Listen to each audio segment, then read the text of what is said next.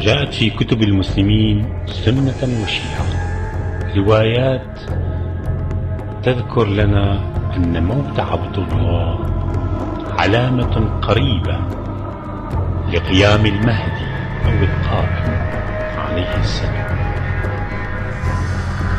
في كتاب 250 علامة، العلامة رقم 88 بعنوان حكم الحجاز، يروي عن مسند أحمد عن النبي صلى الله عليه وآله وسلم يقول: يحكم الحجاز رجل اسمه على اسم حيوان، إذا رأيته حسبت في عينيه الحول من البعيد، وإذا اقتربت منه لا ترى في عينيه شيئا. يخلفه له أخ اسمه عبد الله، ويل لشيعتنا منه. أعادها 3: بشروني بموته أبشركم بظهور الحجة. عن الإمام الصادق عليه السلام في البحار في الجزء 52 الصفحة 210: لا يكون فساد ملك بني فلان حتى يختلف سيفان لبني فلان، فإذا اختلفوا كان عند ذلك فساد ملكهم. وعن أبي بصير قال: سمعت أبا عبد الله عليه السلام يقول: من يضمن لي موت عبد الله أضمن له القائم. ثم قال: إذا مات عبد الله لم يجتمع الناس بعده على أحد، ولم يتناهى هذا الأمر دون صاحبكم إن شاء الله، ويذهب ملك السنين ويصير ملك الشهور والأيام. فقلت: يطول ذلك؟ قال: كلا.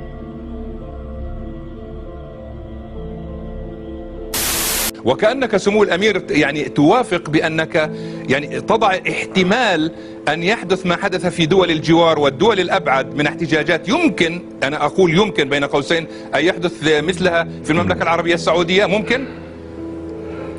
الله يجنبنا الشرور.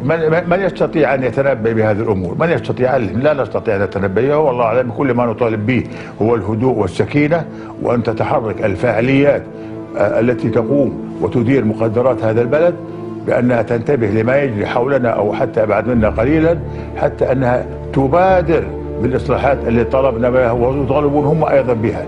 لأنه وجود الملك عبد الله اليوم ونحن منتظرين عودته بفارغ الصبر، يستطيع هو وهو فقط أن يقوم بهذه الإصلاحات.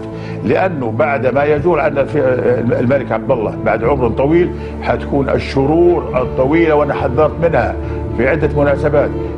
الذي سيأتينا هو المستقبل الغامض، نريد أن تحل هذه المشاكل في حياته. وهذا هو السؤال سمو الأمير. في الواقع ما يقال بأن هذه الاحتجاجات والتغييرات التي تشهدها المنطقة العربية والسعودية يعني على جانب هذه المواقف، يعني هي تراقب أيضا في هذه الحالة، تتسم أهمية إضافية في السعودية بالنظر إلى اعتلال صحة الملك وولي العهد والحديث عن الخلافة في السعودية. مثلا هل موضوع الخلافة محسوم بالسعودية؟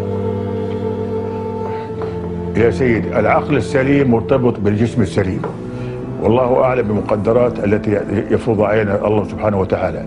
ولكن نعتقد الوقت الحاضر وجود عبد الله اللي هو محبوب ومقبول من الشعب يستطيع أن يقوم بهذه الإصلاحات، ولا يستطيع غيره، لأنه غيره أيضا لا يؤمن بهذه الإصلاحات. فلذلك نرجو أن يتم هذه الإصلاحات بوجود الملك عبد الله وينجزها. وطبعا كل امر يتم بالراي والاخذ الراي الاخر. طب اسمح لي سمو الامير ان اتوسع قليلا، لان هذه نقطه مهمه. تقول هو الوحيد الملك عبد الله الذي يستطيع ان يقوم بهذه الاصلاحات وغيره لا يؤمن فيها، يعني انت تتحدث عن افراد داخل الاسره المالكه لا يؤمنون بهذه الاصلاحات، صحيح؟ أنا ذكرت في بداية حيث أرجو أن لا تحرجني، أنا أتكلم بصوت عالي وصريح، وعلى الآخرين أن يفهموا هذا القصد. وأنا لا أتكلم عن آخرين، أتكلم عن عبد الله بن عبد العزيز الذي هو مقبول ومحبوب من الشعب السعودي، وفي استطاعته أن يقوم بهذه. In Kathy O'Brien's memoirs titled Transformation of America, she mentions in it her experiences as a mind-control sex slave and intelligence agent. She also mentioned certain operations she conducted in the Kingdom of Saudi Arabia and her sexual encounters with King Fahd, brother of King Abdullah. The President of the United States gives his word to King Fahd. Bush told Kelly, "Well, I'm kind of like Mr. Rogers when he makes his puppet move and talk, like your daddy does with Elmer. Only I'm like Mr. Rogers because I have lots of puppets, only mine are people. I even have a king, just like Mr. Rogers. I pull the strings and I talk through them. They say my words and we create all kinds of exciting adventures. Right now I'm building the New World Order. The stage is set and I have hold of everyone's strings. I need you to help me. Together we can pull your mother's strings too." I was escorted to the hotel where I was to be prostituted to King Fahd. I had been exposed to him sexually before, but this was my first time with him and his 5 young girls. Physical likeness characteristics strongly suggested that these Saudi Arabian girls were his own children, their ages ranging from approximately 10 to 20 years old, indicating the genie in the bottle programming, of which Fahd was familiar. I bowed and said, "Your wish is my command." Fahd's first wish was for information, which I told him I would deliver later at the meeting. Fahd disrobed and his girls removed my dress. Then they prepared me as ordered by washing me with their tongues, while the youngest briefly performed oral sex on him. The girls were ordered aside while I proceeded to sexually gratify Fahd according to his instruction and those I had received earlier from Cheney and Bush. When I finished doing my part in the name of diplomatic relations, Habib was at the door to escort me out. I was to meet with Fahd again at 3 a.m. in Habib's suite. At last, he took me on to the meeting in Habib's room, where Bush, Cheney, Fahd, and Habib were in the midst of discussion. Bush accessed the messages and bank transaction details I was programmed with in Shasta, and ordered me to relay an account of my meeting with De La Madrid and subsequent opening of the Juarez border. The complexities of this meeting, compounded by my being privy only to certain parts, should not be documented here out of context. I do know that Bush was setting the stage for implementing the New World Order, using Mexico and Saudi Arabia's roles for cover and for further expansion of U.S.-covered criminal activity. This included the arming of Iraq with weapons and chemical warfare capabilities. The message Reagan had me programmed with earlier that day was further evidence of this.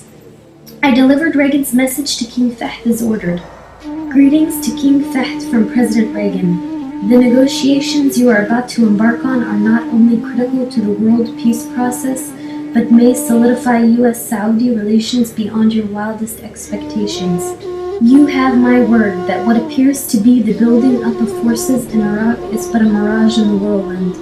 And when this operation is completed and the dust finally settles, you will see that the sands have shifted in time, running out on our own adversaries and shifting all power and control to our unified effort. Although Saudi Arabia is the most conservative Islamic country, abnormal sexual activities is not strange to the ruling elite, the family of Saud. We have the lead investigator here, and I just want to ask you quickly, what was one of the key components of this was the nature of the relationship between the two men. Can you tell us, what did you find from your evidence in the investigation? Well, we've never had a truthful account of the nature of the relationship from anyone. But it is clear from the evidence we covered there was certainly a sexual nature to the relationship. And also, the best evidence of the relationship is the CCTV from the lift, which shows the defendant beating Bandar severely on at least 2 occasions in a public place. At no time did Bandar try to defend himself, and indeed at one stage, after beating him, the defendant turned his back on him, casually pressed the lift button, walked out of the lift, and then decided to come back in and continue the beating. Clearly an abusive relationship, been described as a master-servant relationship. I don't think we'll ever know the truth of it. Thank you very much for that. Well, as you can see, clearly a complicated relationship, one that was characterized by repeated physical abuse. One prosecution witness describing it as Bandar Abdelaziz treated like a slave by the Saudi prince. Clearly the jury agreed with all that, took them only an hour and a half to deliver the verdict of guilty of murder. The defendant in this case, how does he figure in the Saudi royal family? Is he really a prince? He is a prince. We understand he is the nephew of the king, and so he is in the royal family. However, he had been traveling outside of Saudi Arabia for some time and had made repeated visits to London. Allowing the women to drive? المرأة هي أمي، هي أختي، هي بنتي، هي زوجتي. أنا مخلوق من المرأة، والمرأة مخلوقة من يعني الرجل. يعني عند الآن في يعني البادية الناس يعني يسوقون، لأن العادة رجالهم راحوا للشغل في يعني المدن، أصبحوا ما في عند حلالهم إلا النساء. أصبحت النساء تسوق وتروح وتجيب يعني كل ما تحتاجه من يعني المدن أو من المياه يعني لا فيه، لكن المدن ما صار فيها شيء. وهذا شيء يمكن يعني مع الزمن، مع الوقت. الصبر جميل. وجد العديد من السلام والتحية على ابن عمنا الموقر. وعليكم السلام. قولوا للناس ليصوموا 3 أيام.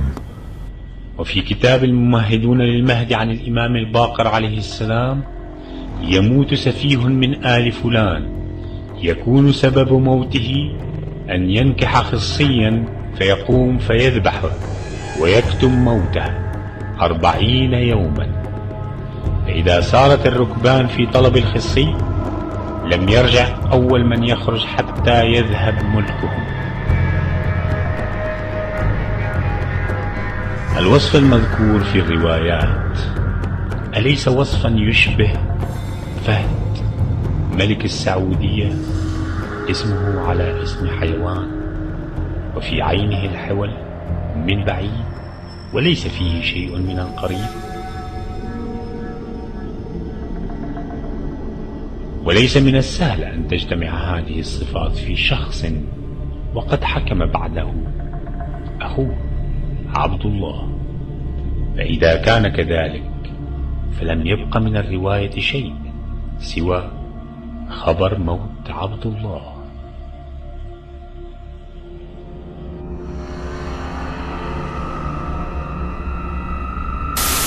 Classified US State Department document published by WikiLeaks earlier this week revealed that Saudi Arabia's King Abdullah was using Viagra pills at the age of 92.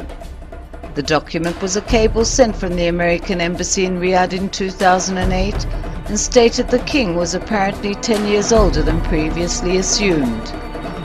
The cable was based on information by a Western medical source who was in contact with the Saudi royal family and treated one of his 4 wives and received the king's medical file by mistake.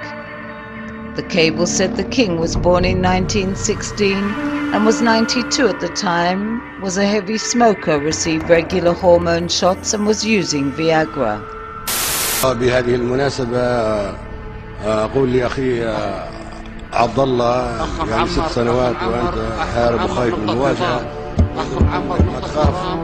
بس نقول لك بعد 6 سنوات ثبت انك انت الكذب وراك والقبر قدامك، وانت هو اللي صنعتك بريطانيا وحاميتك امريكا. يا اخ معمر، فيه رؤساء يتكلمون